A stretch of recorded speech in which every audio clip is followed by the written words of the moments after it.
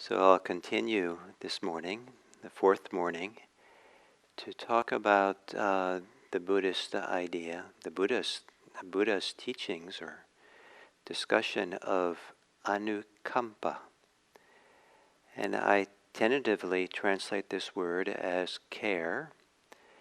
And in doing so, I'm I'm bringing into Buddhist language in a word, English word, which is very rare. I don't really know or recognize it's ever really been used, certainly not prominently, in the translations of the Buddhist teachings from Pali and many other the translations coming out of Asian Buddhism. And why English translators haven't chosen the word care is a topic in itself, and I don't know the answer to that. But by translating Anukampa as care, I am connecting it consciously with a very simple and ordinary word, common word, used in the English language, which maybe, as I think about it, has a kind of humbleness to it, but that it's really central and it's really important in so many central places in our lives. We talk about health care. And if you go to hospital, there's all kinds of departments that have to do with care. There's the intensive care unit. There is palliative care. There is spiritual care, where hospital chaplains work. That we use the word, and then caregiver. The word caregiver in English certainly can be someone who's a health caregiver, but a caregiver is also someone who offers child care, or a caregiver of the elderly in nursing home care. A caregiver can be someone who is unpaid, just simply someone who at home, a family member, has become a caregiver of someone at home who needs care.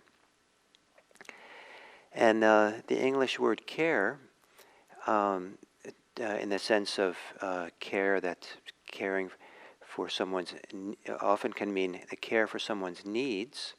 And those needs are physical, emotional, psychological, spiritual, social. We have all these needs as human beings. And to care and to offer care for all of who we are. And what's, I think, nice for me about the word care and this comprehensive way in which it's used is that it's not just caring for people because they suffer, and not just caring for people because they have the potential of suffering and to help them not suffer, but there's a much broader sense of caring for people because they're people, they're humans, and we have needs, we have possibilities, and we want to kind of live in a world of mutual care. And this idea of caring, is so central to human culture, human societies, but it's often forgotten as people become adults. I've known people who, only when they had children themselves, were surprised to realize that their parents did the same for them. The tremendous amount of caregiving that's offered to a baby, caregiving that's offered for a child as they're growing up. Hopefully, that's what's offered. And then sometimes the tables are turned, and when parents become elderly, then it's the children who are the caregivers who are offering care in return. And a lot of this happens quietly within families. It's not big public news that the couple down the street have been staying up all night caring for their crying sick baby. But it's a remarkable act of care that this happens in all kinds of ways.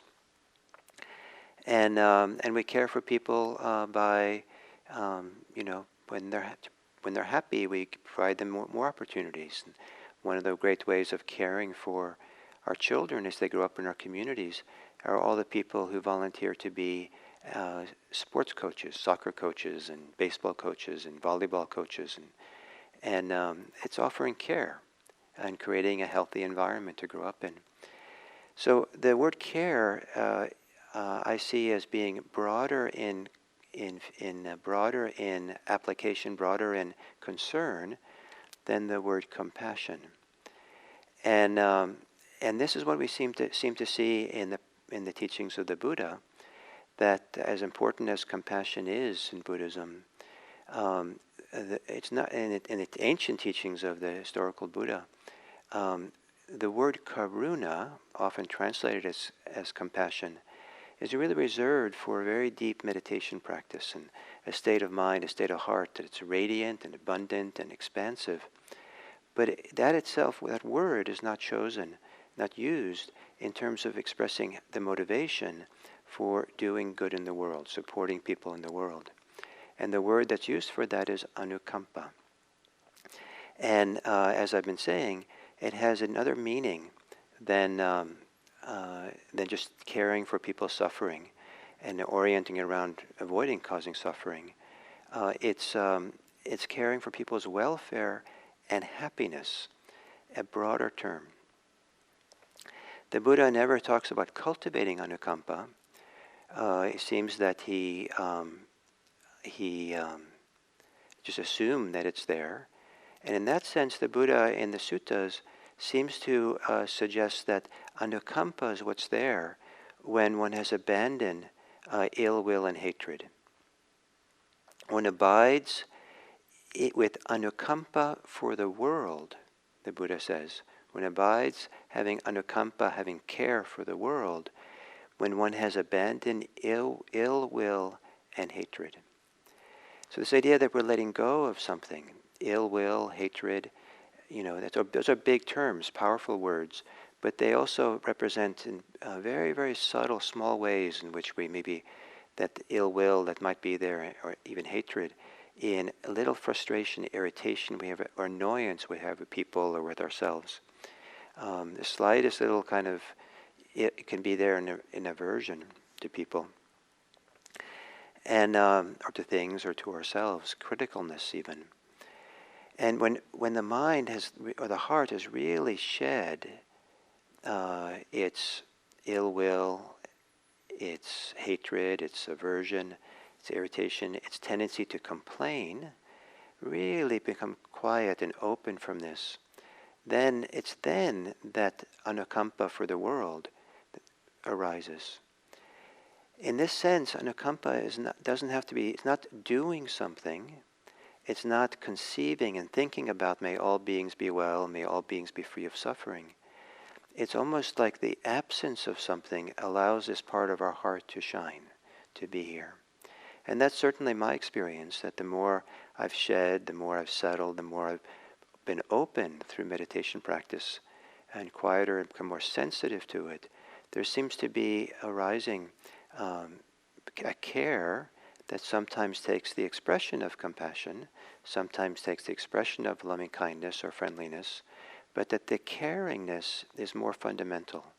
The caring, the sense of caring, the capacity to care, the feeling of tenderness, of resonance with people, and that movement is broader, more simple, and it's kind of a humble thing because it doesn't come from active thinking and reflecting.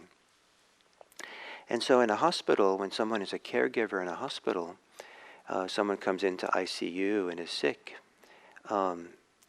we don't ask or maybe even expect that the health worker has to love the person who's there or has to have lots of compassion for the person. They might have lots of compassion, but we do expect them to care for the person. And it's possible to care and be caring for people for whom one does not have a particular strong feeling of friendliness towards them. That's not automatic. Or that one hasn't cultivated or touches into compassion or reflects on compassion. Care can be a much simpler, more direct activity that doesn't require as much from us as compassion or friendliness or loving kindness does. I don't want to diminish the value of compassion and loving kindness. They're fantastic and powerful parts of human life. But they do require a little bit more from us. And to to have it in the forefront all the time and call on it in difficult situations might be for some people more difficult to do than to simply have a very simple, ordinary caringness, to care for what is there. So much so care is so much part of human life, so central, that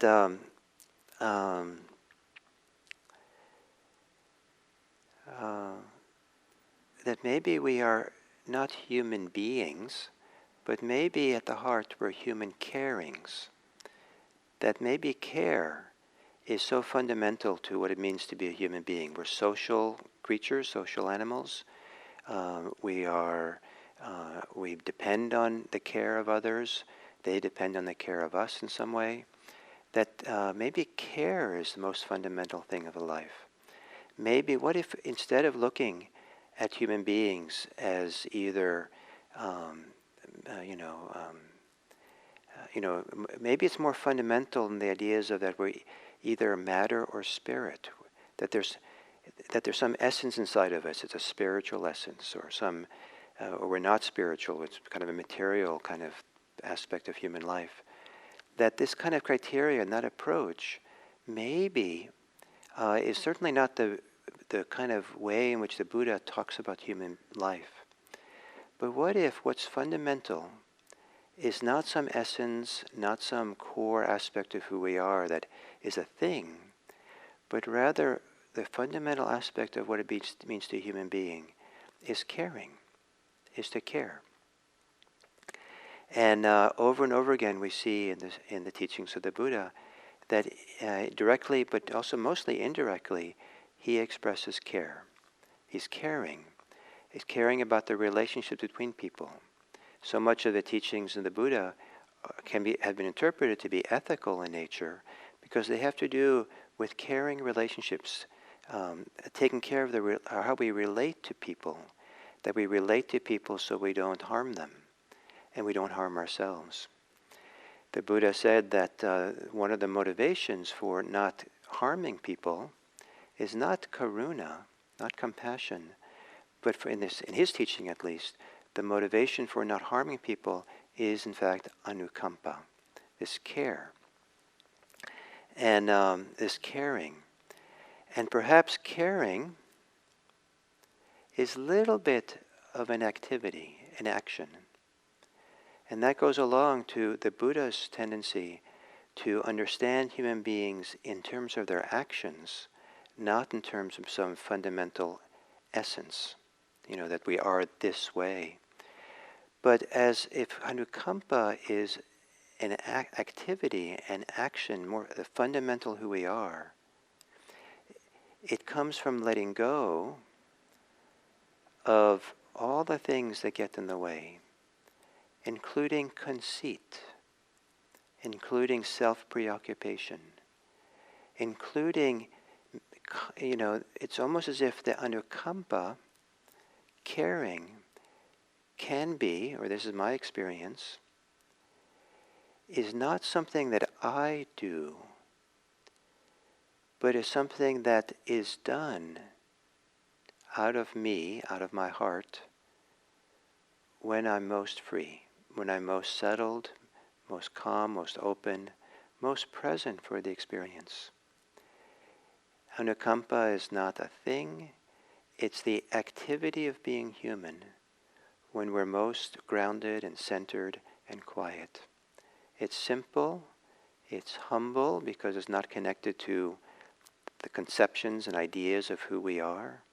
It's not a thing, but it is something we can allow for, to allow for the heart's capacity to care, to let ourselves become human carings, human carers. We become the caretakers and caregivers of the world, not because we should, not because it's an obligation, but because it's the fundamental functioning of a liberated and free heart and mind. So to care for the world, is to care for our relationships to others. It's a beautiful thing. And I hope that I don't have to convince you. What I really hope is that you're inspired in meditation practice or in just the practice of mindfulness to discover underneath the layers of reactivity and fear and tension, anxiety, desires, attachments that we might have, that there exists a functioning, an activity, a movement, an action, a flow out of us, which maybe is Anukampa. And maybe you'll choose a different word to translate it besides care, other than care, and that's fine. We're not sure exactly how these words are going to be translated. What's important is this fundamental, humble, beautiful qualities of being that we allow to operate from us, from this deep dharmic place inside. So thank you, and for the chance to talk this way and think about it, and we'll continue with one more talk on Anukampa tomorrow. Thank you.